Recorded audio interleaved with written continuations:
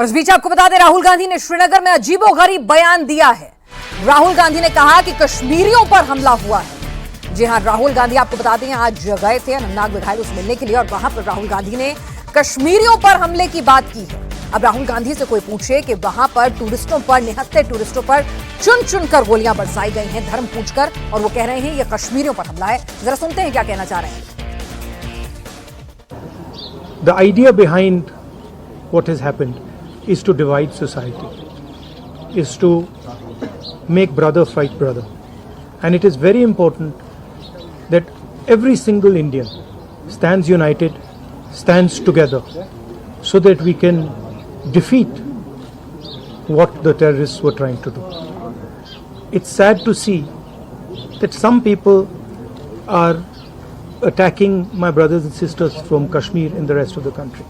And I think it's very important that all of us stand together, stand united, and fight this nasty action that has been taken and defeat terrorism once and for all. और हमारे साथ हमारे political editor Devendra Parashar यहां पर इस वक्त जुड़ चुके हैं। देवेंद्र, क्या कहना चाह रहे हैं राहुल गांधी? पूरे देश को पता है, एक एक स्टेट से वहां पर टूरिस्ट पहुंचा हुआ था, धर्म पूछकर, आईडी कार्ड देखकर मारा गया। वो कह रहे हैं कश्मीरियों के ऊपर हमला है। ये निश्चित तौर पर बहुत ही एक तरह से कहें कि फेक न्यूज़ पे जो नैरेटिव करने की कोशिश की जा रही है, चाहे पाकिस्तान के द्वारा हो या फिर कश्मीर में वैसे दल जो कि अलगाववाद वाली पॉलिटिक्स को बढ़ावा देते हैं, उस फेक नैरेटिव के तरह से एक तरह से जाल में फंसते हुए नजर आ रहे हैं राहुल गांधी, या उसी को बढ़ाते हुए नजर आ रहे हैं। अब सवाल ये है कि हकीकत क्या है। हकीकत ये है कि जम्मू कश्मीर में जो स्टूडेंट्स के लिए या ट्रेडर्स हों, उनके लिए जो हेल्पलाइन नंबर है, अब तक यानी कि 22 तारीख की घटना से लेकर अब तक सिर्फ 4 फोन कॉल रिसीव हुए। ये 3 राज्यों के सिर्फ 4 फोन कॉल, एक उत्तर प्रदेश के अलीगढ़ से एक स्टूडेंट का कॉल था, पंजाब से 2 स्टूडेंट का कॉल था और उत्तराखंड से 1 स्टूडेंट का कॉल था। और ये स्टूडेंट भी सिर्फ एप्रीहेंशन जता रहे थे कि यानी कि कुछ आशंका जता रहे थे, और उन आशंकाओं का भी समाधान हो गया है। इसके अलावा महाराष्ट्र, तमिलनाडु, कर्नाटक के मध्य प्रदेश, छत्तीसगढ़, केरल, गोवा, ऐसे किसी भी राज्य से एक भी कोई घटना भी नहीं हुई है, ना कोई शिकायत हुई है, ना कोई फ़ोन नंबर पे, हेल्पलाइन नंबर पे कोई फ़ोन गया है। जबकि 4-4 व्यक्ति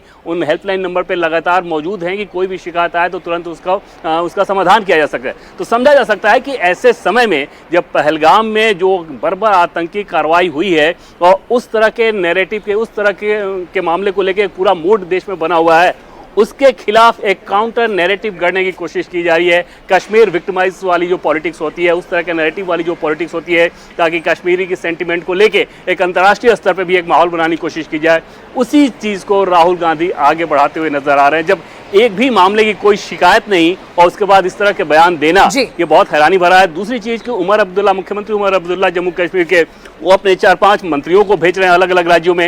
ये भी उसी नैरेटिव का हिस्सा है कि कश्मीरियों को विक्टिमाइज किया जा रहा है और जो विक्टिम पॉलिटिक्स है उसको गढ़ने की कोशिश की जा रही है, ऐसे आतंकवादी हमले से ध्यान भटकाने के लिए। लेकिन बेहद अफसोसनाक और गैर जिम्मेदार बयान देवेंद्र राहुल गांधी का, कि जब पूरा देश एकजुट होकर, एक साथ होकर खड़ा हुआ है, जब भारत कह रहा है कश्मीर हमारा अभिन्न अंग है और कश्मीरियत जो है तमाम लोगों के साथ, चाहे उनका विरोध प्रदर्शन हो, चाहे वहां पर जान बचाने में वहां के जो कश्मीरी लोग थे उनका कंट्रीब्यूशन हो, हर चीज मीडिया से लेकर हर जगह उसको दिखाया जा रहा है, सराहाया जा रहा है, तो फिर राहुल गांधी जबरदस्ती एक नैरेटिव गढ़ने की कोशिश क्यों कर रहे हैं जो ग्राउंड पे एग्जिस्ट कर ही नहीं रहा है? आप तो जानबूझ के हवा दे रहे हैं शरारती तत्वों को।